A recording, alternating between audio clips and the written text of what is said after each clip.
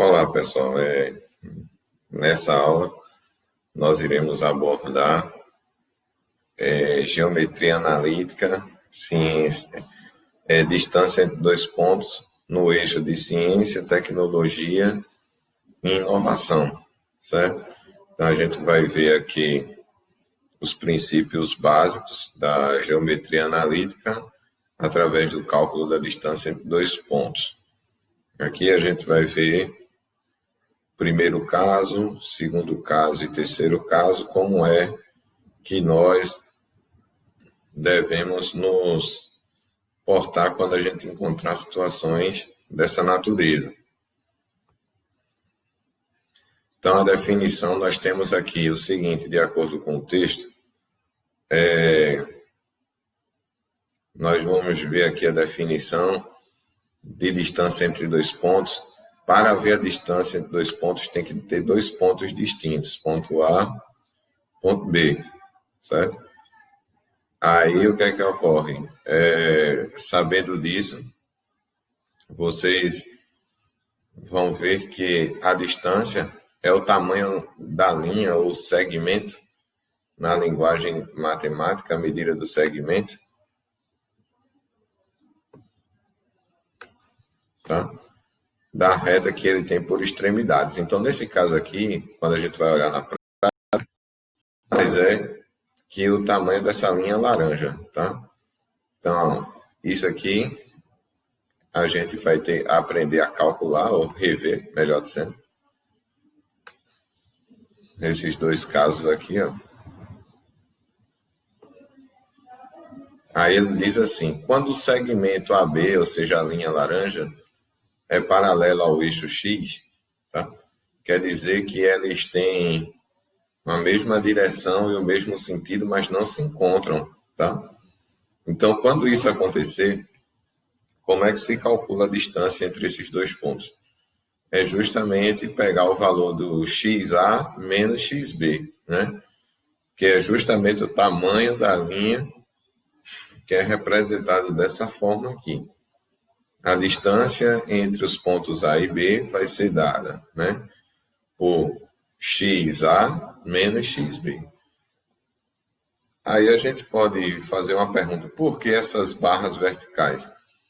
É porque essas barras verticais, elas são o valor absoluto da distância, porque distância, ela não se mede negativamente. Então, por isso, tá? Nós iremos observar que a distância entre dois pontos, tá, vai ser dada sempre por valor absoluto, porque no final o resultado vai ser sempre positivo. Então, tanto desse caso aqui, quando o segmento for paralelo ao eixo X, graficamente vai aparecer uma linha dessa natureza, pode ser tanto acima do eixo X, como também pode ser abaixo, tá? E quando for paralelo ao eixo Y, vai acontecer essa situação que já está grifada aqui, que vai ser o valor de YA menos YB.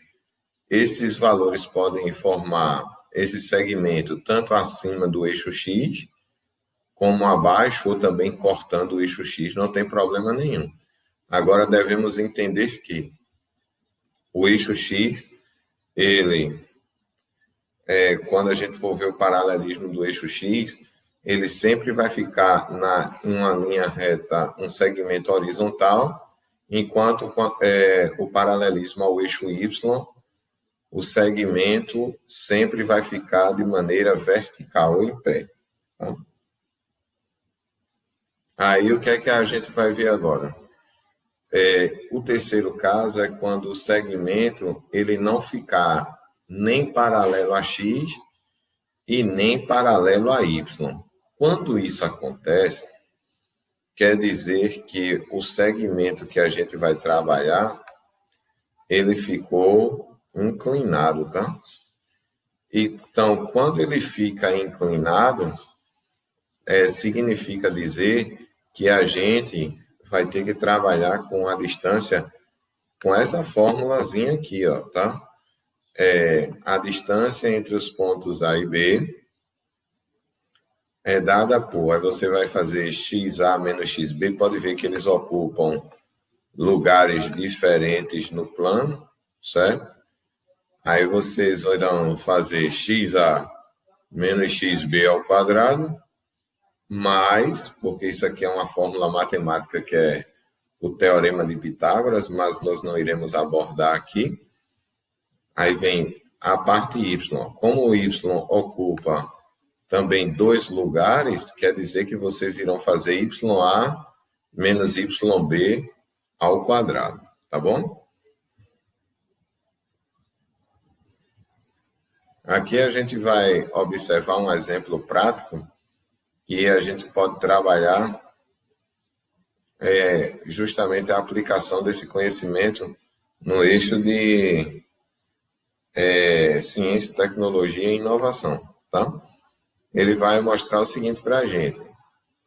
Em relação ao sistema cartesiano ortogonal, com os eixos graduados em quilômetro, né? Porque quando a gente vai para um plano cartesiano, a gente pode graduar o eixo de acordo com a nossa necessidade. Aí eu vou explicar isso mais lá na frente. Uma lancha sai do ponto -6 e -4. Aí ele vem mostrar, ele diz o seguinte, navega 7 km para leste, 6 km para norte e 3 km para oeste. Quando ele termina esse trajeto, ele vai encontrar um porto. Depois que encontra esse porto, continua o trajeto indo mais 3 km ao norte, 4 para leste e encontra outro porto. Aí o nosso desafio é a distância em quilômetro entre os postos Aí a gente vai ver como resolver esse tipo de situação, tá? Aqui, quando nós iremos observar, repetir a pergunta para facilitar a explicação, tá? Nós iremos, no primeiro momento, percorrer a trajetória completa da lancha a partir do ponto inicial. O nosso problema diz que o ponto inicial é -6 e -4, tá? Então, se é -6 e -4, ele está destacado aqui como ponto O, que é onde eu iniciei, tá? Aí, o que é que acontece? A gente vai navegar 7 km para o leste.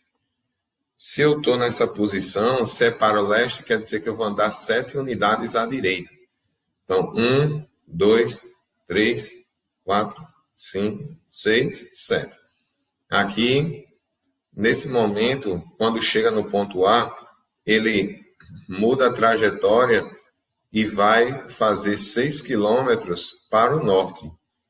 Aí aqui a gente faz, como o norte é o sentido para cima, aí a gente vai andando. 1, 2, 3, 4, 5, 6. Tá? Aí chegamos aonde? No ponto B, e nesse ponto B, a partir desse momento, ele muda o sentido para o oeste. Então, oeste é coordenada básica de geografia, esquerda. 1, 2, 3. Aí ele diz que encontra um porto. Esse porto eu chamei ele de P1. Por que P1? Para facilitar o que a gente quer, tá? Aí o que é que ocorre? Quando a lancha sai de P1, a gente chegou na nossa primeira parada, nós iremos agora continuar a nossa navegação. Então agora vamos pegar o sentido norte 3 quilômetros. Aí só vai continuando. Ó. A malha ajuda muito nisso e essa graduação. 1, 2, 3, que a gente caminhou para o norte e depois a gente vai para leste. Para leste aqui são 4 quilômetros. Então, 1, 2, 3, 4. Quando aí encontra um outro porto, que nesse caso é o porto P2. Tá? A distância em quilômetro entre os postos aí a graduação aqui, como eu falei no início da questão, ela vai nos ajudar, tá? a trabalhar o que, basicamente? Que cada malha dessa, ela está equivalente a 1 quilômetro, tá? Independentemente de estar no eixo positivo ou negativo, a graduação é 1 quilômetro. 1 quilômetro para o norte, 1 quilômetro para o sul, 1 quilômetro para leste, 1 quilômetro para oeste, e assim por diante, certo? Só que o desafio dessa atividade é calcular a distância em quilômetro entre os dois portos, que aqui eu errei essa digitação, não é S, né? É dois portos, tá? Entre os portos, você veja que S formou uma distância em linha reta vermelha, essa linha vermelha aqui. E essa linha vermelha, ela não está nem na vertical, nem na horizontal, ela está inclinada. O que isso nos quer dizer? Pelo fato de estar inclinada, a gente vai aplicar exatamente esse terceiro caso, porque ela não está nem na horizontal, como o primeiro caso, e nem como o segundo, tá? Aí, continuando, a gente tem que observar quem é P1 e quem é P2. Se a gente observar nesse nosso desenho, P1, a gente vê o valor de X aqui, vai ser menos 2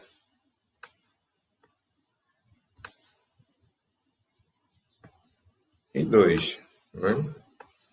E quanto P2 aqui, a gente olha o X dele, vai ser 2 e o Y dele vai ser 5. Aí agora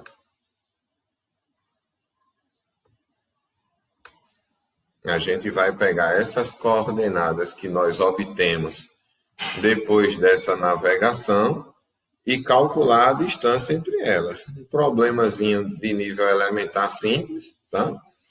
No lugar de A e B, a gente bota P1 e P2, conforme está aqui na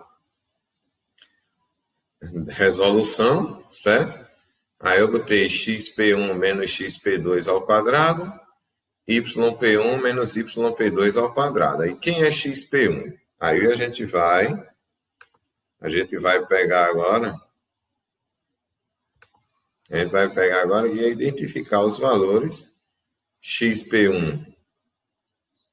Mas sempre não podemos esquecer que o primeiro valor é o de x e o segundo é o de y. Da mesma forma, aqui, tá? Quando vocês forem empregar a substituição, tá bom? Aí, quem é xp1? É menos 2, aí a gente substitui no lugar de xp1, ó. A gente coloca menos 2, menos da fórmula que está aqui. Quem é xp2? É o 2, então não haverá jogo de sinal, então fica menos 2 e menos 2. Mais yp1, vocês observam aqui, ó. No caso é 2, já está aqui substituído.